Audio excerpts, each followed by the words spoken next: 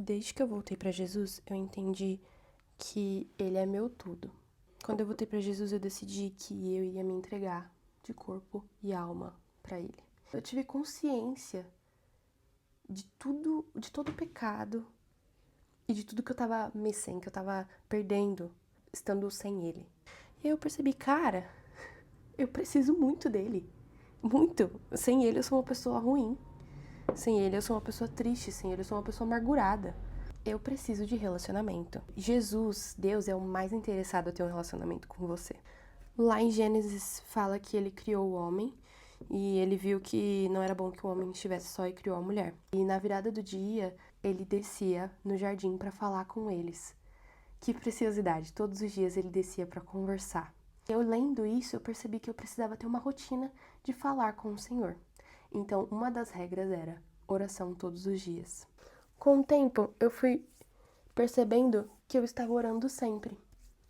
Orando em espírito. Eu estava sempre orando na minha mente. Eu sempre estava no meu dia a dia falando com o Senhor. Isso foi alguma das coisas que o Senhor foi...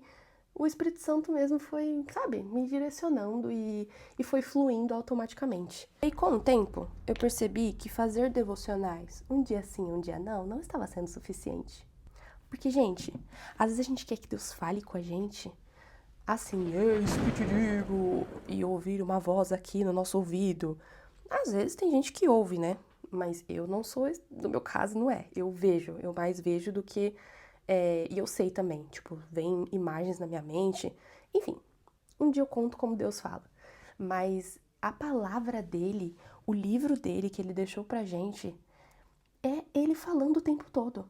Então não tem coisa melhor para você saber que Deus tá falando ou não e o que Deus tá falando com você do que ler a Bíblia e ter um tempo com ele na palavra dele. Vou passar isso aqui. Então, eu decidi fazer devocional todos os dias, ler a palavra todos os dias e meditar nela. No começo era muito difícil pra mim. Ainda mais quando eu trabalhava, porque daí eu chegava em casa cansada e eu falava, ai, eu não tenho tempo pra isso, eu não quero, ai, Senhor, desculpa, vai ficar pra amanhã. Mas com o tempo eu fui entendendo a necessidade, porque não é o Senhor que precisa de nós, somos nós que precisamos dele. Depois que eu criei essa consciência de que eu necessito dele mais do que ele precisa de mim, ficou muito mais interessante. Ficou muito mais bonito aos meus olhos, digamos assim. Foi algo que me chamou mais atenção e falei, putz, cara, tá errado, ele não precisa de mim, ele não precisa que eu leia a Bíblia. Eu preciso ler a Bíblia. Entende? Mudou esse senso de responsabilidade. Porque é diferente, a gente pensa, nossa, eu preciso ler a Bíblia, eu vou ler a palavra com um fardo. Como na verdade eu preciso ler a Bíblia, porque eu quero fazer parte daquilo que ele está fazendo na Terra, eu quero entender mais desse Pai que é relacional. Não sei se essa palavra existe. Será que existe? Enfim, vou passar esse aqui. Outra regrinha que eu tenho e que eu adicionei à minha vida no começo de janeiro foi de não passar mais de 4 dias sem me derramar na presença do Senhor, sem chorar na presença do Senhor. Porque às vezes a gente tá orando, a gente tá lendo a Bíblia, às vezes a gente não chora, a gente não confessa pecado, a gente só lê e faz o devocional e é isso. E ora assim, Senhor, obrigado pelo meu dia, pelo menos eu era assim. E aí eu decidi que eu não posso passar mais de 4 dias sem chorar na presença do Senhor, sem confessar os meus pecados. Como eu decidi isso? Eu vou contar pra vocês. Eu faço jejum. Primeiro eu vou contar do jejum. Eu faço jejum todos os meses. O Senhor me direcionou a fazer jejum todo mês. Um jejum diferente, dias diferentes, tirar alimentos diferentes. Às vezes é todos os alimentos. Isso me dá clareza sobre aquilo que o Senhor quer fazer na minha vida através da palavra do jejum. Enfim, o que Ele quiser me mostrar, o que Ele quer fazer naquele tempo, nesse mês, no mês que vem, eu faço um jejum sobre aquilo. E Ele me dá os temas. É bem legal, inclusive tá na minha parede. Não vai dar pra ver aqui, mas eu vou fazer um vídeo só sobre jejum. Então, gente, como eu decidi, no começo do ano, eu fiz um jejum de carne.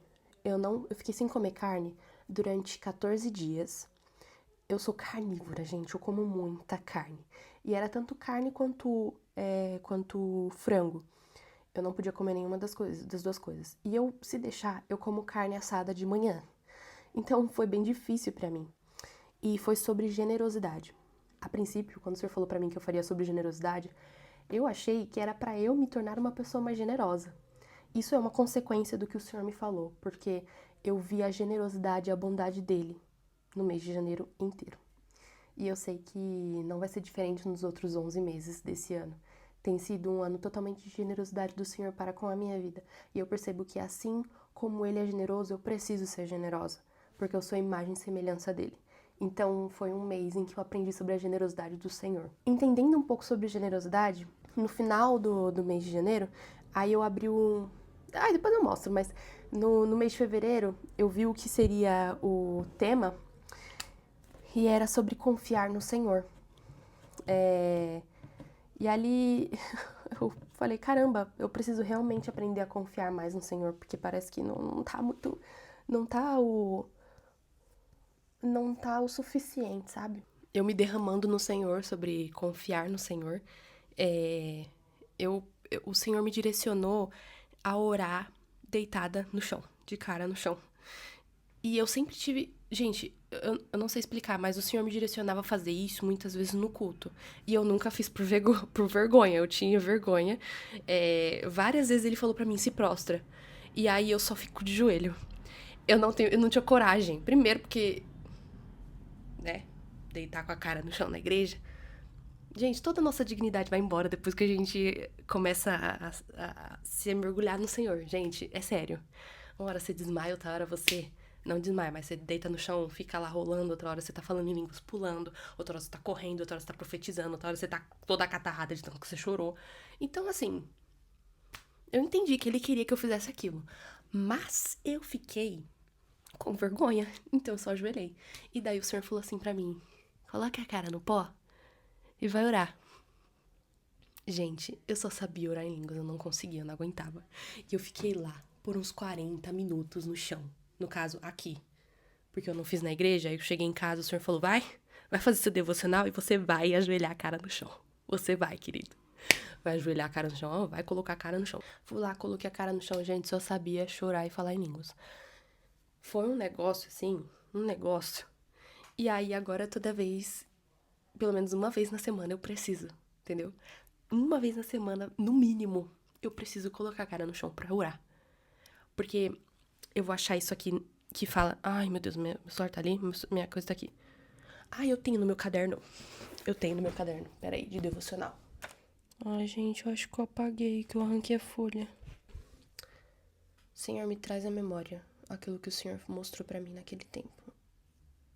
Me traga a memória, Espírito Santo.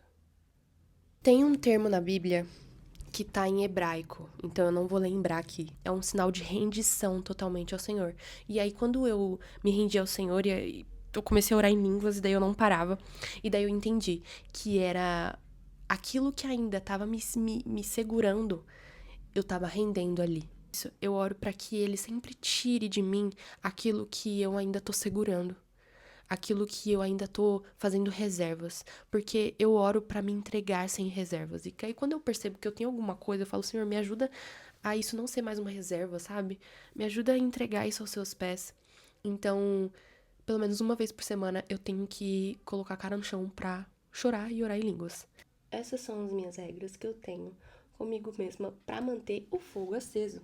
Se eu fico um dia sem ler a Bíblia, eu começo a falar, se eu fiquei um dia, eu vou ficar mais o outro, e depois o outro, e depois o outro. Quando você vai ver, você já tá fria totalmente. Pecados não confessados. Deixa eu até pegar o microfone. Pecados não confessados gera frieza espiritual, tá? Às vezes você tá, eu não sinto o Senhor. Porque o Senhor não fala comigo. Você já confessou seus pecados? Você já parou pra pensar que às vezes você só não tá com fome do Senhor porque você fica se enchendo de coisas? Não sobra espaço, né? Quem falou isso? Eu, hein?